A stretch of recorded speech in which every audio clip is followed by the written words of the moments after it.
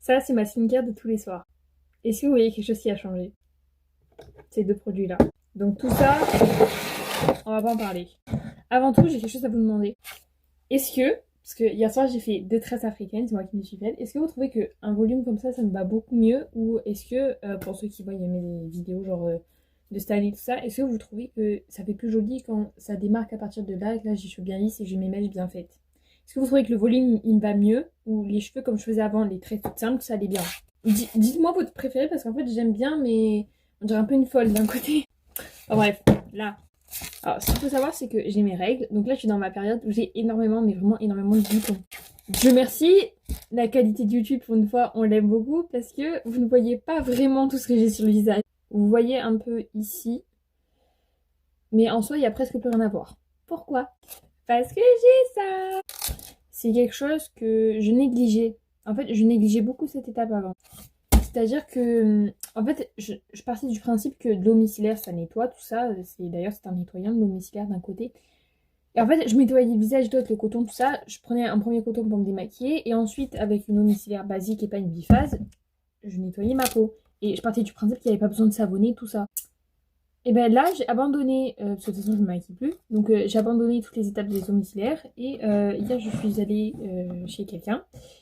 Et je lui ai pris un bioderma comme ça, nettoyant vert, et il y a marqué qu'il est c'est un nettoyant purifiant intense, Waouh, vraiment je retourne à l'école moi. Désobstrue les pores, diminue les imperfections pour peau grasse et à tendance acnéique.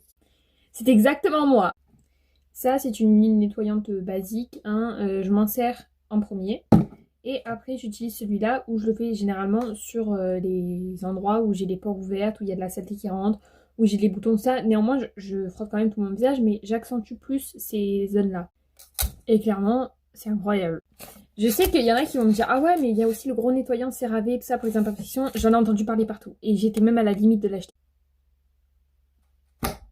Mais le prix m'a fait peur. Après, vous allez me dire oui, mais pour ce que c'est, franchement, ça vaut la peine d'y mettre le budget. Bon, après, entre 20 et 30 balles, quoi. Mais je sais pas pourquoi je l'ai jamais acheté. Il est dans mon panier Amazon, mais je l'ai jamais acheté. Même quand je vais en pharmacie et tout, je le vois, je le prends dans les mains et tout, mais j'achète pas. Je sais pas pourquoi. Donc celui-là, c'est un gel nettoyant. Voilà, c'est un peu comme le CeraVe et il est en rose. J'avais des boutons de partout, mais genre bien rouge, bien spot.